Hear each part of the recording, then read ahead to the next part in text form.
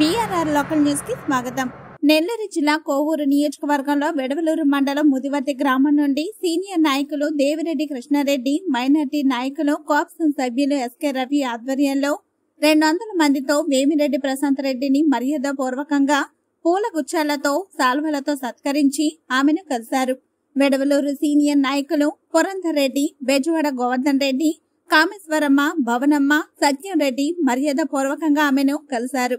కోవూరు నియోజకవర్గానికి మా ఎమ్మెల్యే మీరే కదా అంటూ వెడవలూరు నాయకులు ప్రజలు అడిగిన ప్రశ్నకు నవ్వుతూ సమాధానం ఇచ్చిన వేమిరెడ్డి ప్రశాంత్ రెడ్డి